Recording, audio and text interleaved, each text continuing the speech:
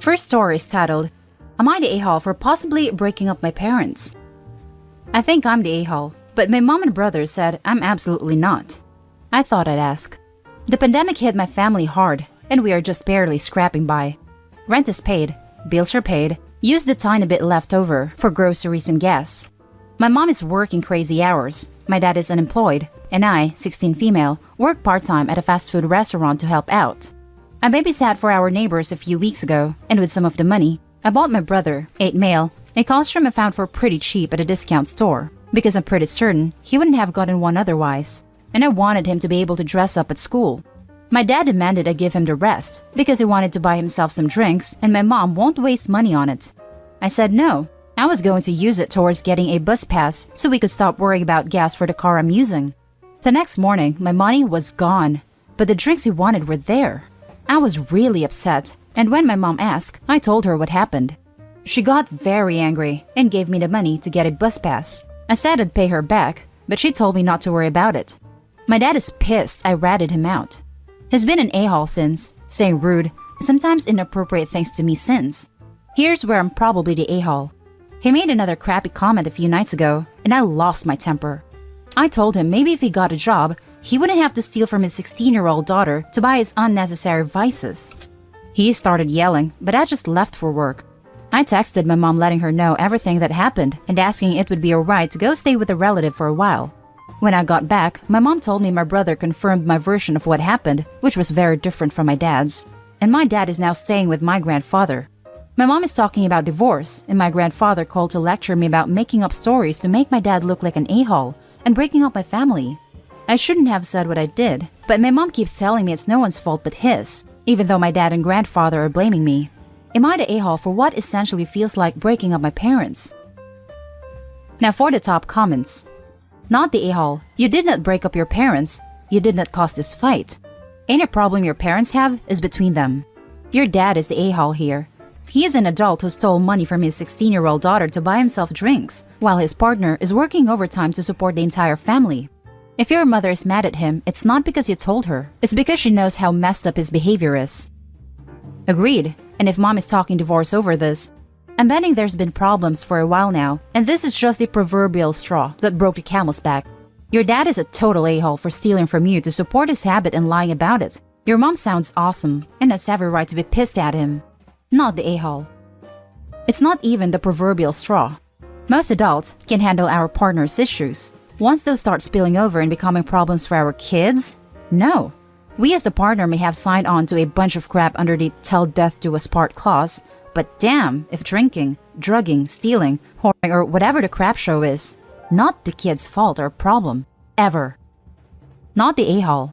This was just the last straw for your mom. Obviously, there were other issues that you don't know about. You wouldn't even have been the a-hole if you had smashed the bottles. You were probably better off. He sounds horrible. Holy crap, not the a-hole. It is not your fault that your father is unemployed. It's also not your fault or responsibility to buy him alcohol because he wants it. It's nice of you, as a teenager, to work and help the family out, and that shows a lot of maturity and responsibility for you. The fact that your father feels entitled to steal the money you worked for to buy something completely unnecessary is disgusting. You didn't cause your father to leave. I have a funny feeling this is only the tip of the iceberg. Does he drink often? Does he demand that everyone wait on him hand and foot while he sits on his butt? He's coming across as very entitled and selfish, and those are good reasons for your mother to divorce him. And the fact that your grandfather is accusing you of making things up is interesting as well. Sounds like your father has a number of enablers that will make excuses for his selfishness. You may have been a catalyst to your mom finally getting the courage to leave him, but please don't take this as your fault. It isn't. Keep doing what you're doing and detach from any responsibility for your parents' marriage. They are the adults, and they can manage their problems themselves without putting you in the middle. Now for the second story. Am I the a-hole for possibly costing my son his best friend? My son, 10, has been playing Fortnite with his best friend for a couple years. For about a year and a half of that time, it was just the two of them playing, and in the last 6 months, more and more of their classmates have started to join in. My kids are with me every other week, and on the weeks they are here, I spend a good amount of time with them, chilling, doing homework, movies, etc. I live with my girlfriend and her 3 kids, so we spend a lot of time in the boys' very large bedroom. About 3 months ago, I started noticing my son being upset and found out that he was being kicked from the groups. And at first, I was concerned maybe he was being a jerk or whatever.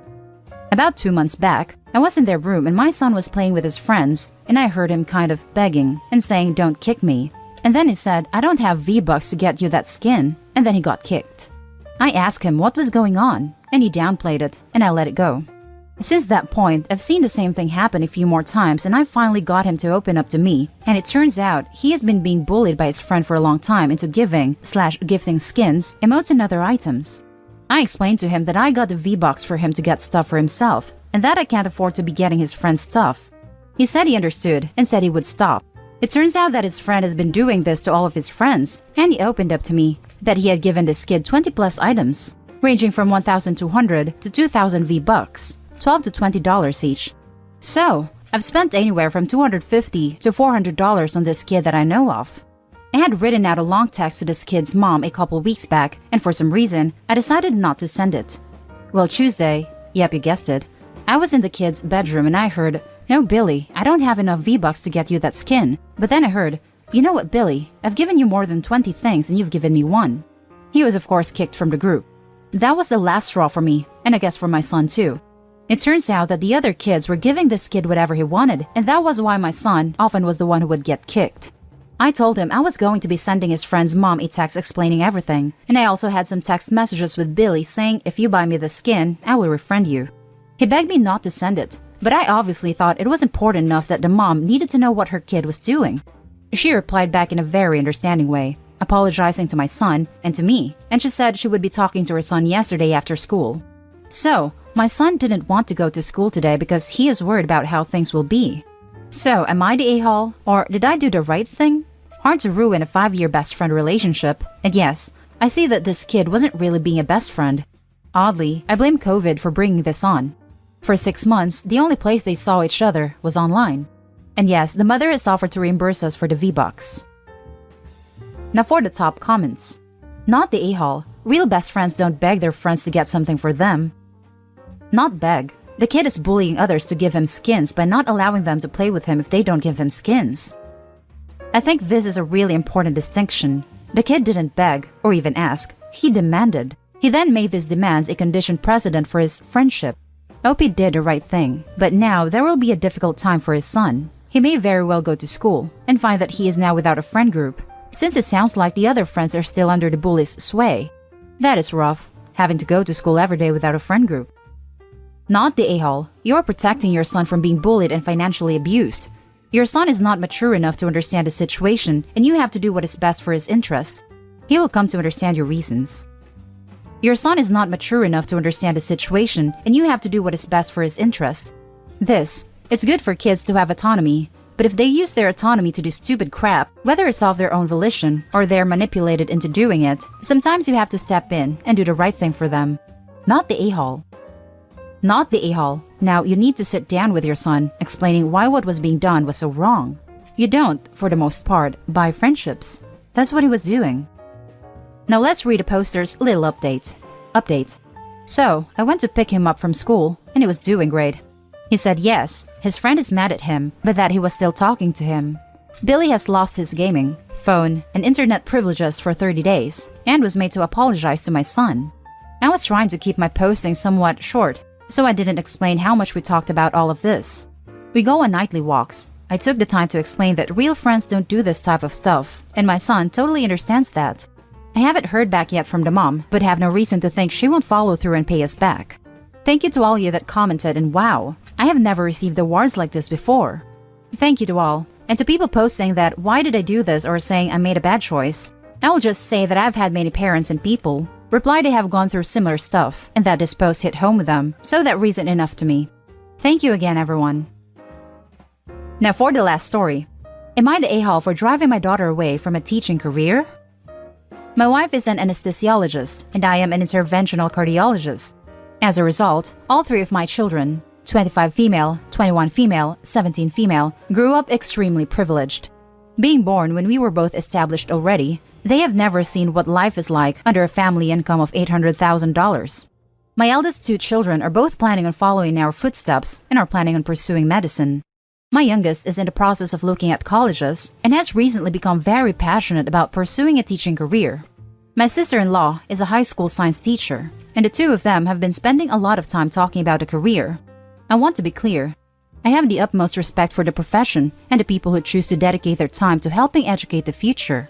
However, I was concerned that my daughter has never really thought through the financial realities of the profession. My sister-in-law is married to a very successful lawyer, so my daughter hasn't been exposed to the lifestyle of the average educator. I don't think money is everything, but my youngest daughter's hobbies are skiing and horseback riding. She loves to shop and loves designer clothing. So last week, I sat her down and went through our family financials. I even contextualized it and explained how much cheaper certain items could be if we choose to make more economical choices. She is now much more hesitant and commit to teaching, and my sister-in-law thinks I'm a massive a-hole. I'm being accused of destroying her dreams and stepping on her passions. I don't want to push her into medicine if she doesn't care for it. That's neither good for her, her future mentors, or her future patients. I'm also not telling her not to pursue teaching. I just think she should understand the implications of living off of a 1/20th of the income. Am I the a-hole? Now for the top comments. Not the a-hole. You're right, your family is very privileged in the financial realm, and going over that with your daughter so that she can make the most well-informed choices for herself going forward is being a responsible parent. Too many kids go into college expecting to come out with a glorious lifestyle without fully comprehending how much time, effort, and income their desired lifestyle actually requires. So, showing her exactly what your family makes for income and how you're choosing to spend it and where changes could be made if it was needed is Finance 101 and will definitely help her avoid debt and other financial decisions that could cause her serious challenge down the road. Agreed, but just a note, certain single-subject teachers where I live, Urban West Coast, US, can make 6 figures in underprivileged districts. Not all teachers are destitute. Not the a-hole, you're preparing her for the reality that she is going to face after college. You are literally teaching her budgeting. You did not say don't pursue teaching. You just taught her about what different salaries can buy. If she isn't prepared to deal with the lifestyle it comes with, she shouldn't be a teacher. Honestly, it seems like this was the most responsible course of action for both of you. I really appreciated how OP also pointed out where they could cut spending if their income was lower. It really emphasizes how she can go be a teacher. She just needs to be realistic about what that means for her budget. No a-holes here. You're doing a good job by going over budgeting and finance stuff with your daughter and showing her the realities of a $40,000 a year job as contrasted with a $400,000 job. Absolutely not the a-hole. Your sister-in-law is extolling the virtues of her profession, which she loves. It's an honorable and admirable profession. Definitely not the a-hole. Your daughter is a passionate teenager. Certainly not the a-hole. Sounds like a good, healthy family to me. I would say sister-in-law delved into a-hole territory when she attacked OP for bringing realism into their daughter's dream. Especially since sister-in-law doesn't actually realize how hard it is to live on a teacher's salary without a wealthy partner. And that's the end of this video, folks. As always, leave a comment and hit like and subscribe. And if you want more of this content, turn your notification on to get updated on the latest videos. And I'll catch you in the next one. Stay safe.